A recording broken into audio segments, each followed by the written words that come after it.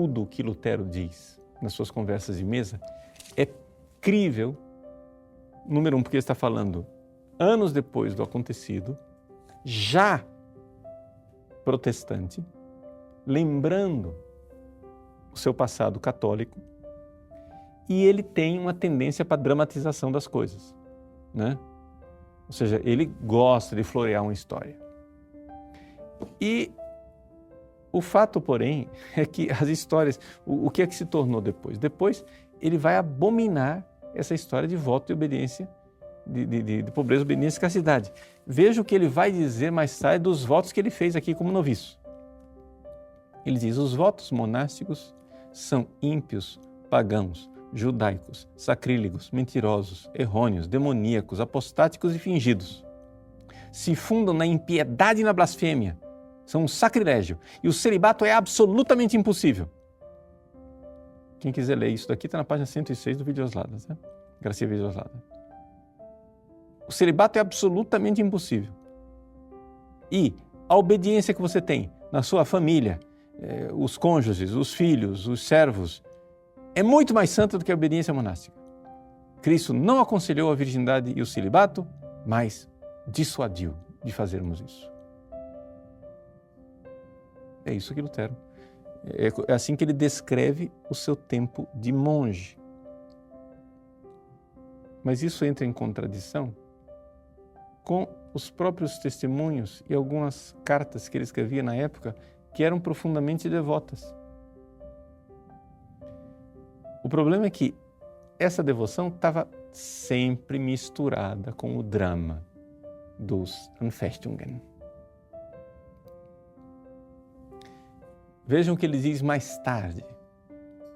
O mosteiro é um inferno, e o abade e o prior são um demônio. Os monges e monjas são almas condenadas. Né? Eu não quero ser um monge devoto, dizia Lutero mais tarde, né? E nem que me tenham como tal, pois eu não quero ser. Aí ele começa a fazer uma série de antíteses, porque um monge devoto é uma contradição, porque ele diz, eu não quero ser um piedoso bandido, um leal assaltante, um honesto fraudulento, um casto adúltero, um santo demônio. Isso para ele é o que é um monge, né? Então, ele, ao ter entrado para a fradaria, é o termo que ele vai, Möncherei, né? Ao ter entrado para a fradaria, ele então aqui diz que foi a pior coisa que ele podia fazer na vida dele. Mas a gente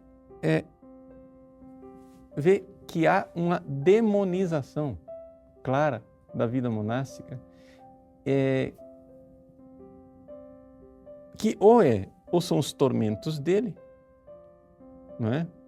Ou é uma dramatização meio panfletária para dissuadir as pessoas. O fato, porém, é que depois Lutero vai incentivar ex-padres, padres que deixaram o sacerdócio e se tornaram luteranos, a irem, aspas, libertar as monjas nos mosteiros, invadir os mosteiros e se casar com elas, e para que elas se libertem. Né? Então, existe ali, aqui nós começamos a ver, né, toda esse Lutero boquirroto, né, que fala palavrões e fala contra a vida que ele mesmo viveu. Por exemplo, ele dizia, né, Wir Mönche sind auch die rechten Zauberer des Teufels. Zauberer, ou Zauberer, aqui no dialeto, né? Nós, monges, somos verdadeiros feiticeiros do demônio.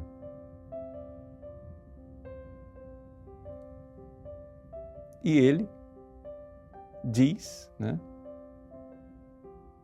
que você deve pegar a regra de Santo Agostinho que ele servia, que ele obedeceu, na qual ele jurou, na qual ele fez os votos, que você deveria defecar na regra. Man scheißt in seinen Regeln.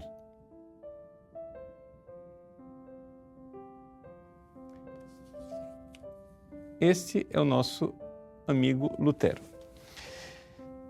A gente vê que tem essa coisa de que ele era tomado por esses impulsos. E aqui está a grande dificuldade de você aferir se Lutero era um doente mental ou se a coisa ali... É porque ele é um homem muito emocional. É muito claro que Lutero, ele ama ardentemente as coisas e odeia ardentemente as coisas. E saber onde é que está o verdadeiro Lutero nas palavras um pouco exageradas e histriônicas dele é meio difícil. Veja, por exemplo, a preparação dele para ser padre. Com 2 anos, não é, de mosteiro, quando ele tinha 23 anos e 5 meses, ele foi ordenado padre. Ele se preparou para a ordenação. Deram para ele um livro de um famoso teólogo de Tübingen, Gabriel Biel, sobre o cânon da missa. Super Canone Missae. É um livro excelente, um livro muito bom, devoto. Ele diz que o coração dele sangrava quando ele lia aquele livro de angústia, né? Da Blute mein Herz. O coração dele sangrava. O que tem para sangrar nisso? Não é? Veja, o cara faz um comentário do cânon da missa, é uma coisa linda. Veja, palavras do livro. Este é o sacrifício dos cristãos. Muitos constituem um só corpo em Cristo. O mistério altíssimo do sacramento recebeu a digna linhagem dos sacerdotes que tem por ofício preparar a cada dia para os mortais este pão da vida. Ó indulgência verdadeiramente celestial, ó cúmulo da graça, ó superexcelente glória que pode um sacerdote ter a seu Deus em suas mãos e oferecê-lo e dá-lo aos demais. Lendo essas palavras, o sujeito delira, dizendo, eu ficava angustiado. Mas não se entende por quê. O fato é o seguinte, ele foi ordenado padre, provavelmente no dia 3 de abril de 1507, e 2 meses depois ia ser a sua primeira missa cantada.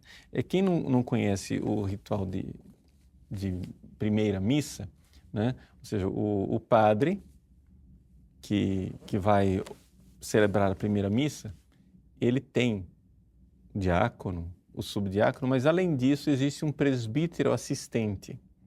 Ou seja, tem um sacerdote mais experiente, que no caso aqui era o prior dele, revestido com o véu, com a capa pluvial, que estava aqui do lado dele, o assistia e ensinava a ele, meio que garantia que ele celebrasse missa direitinho.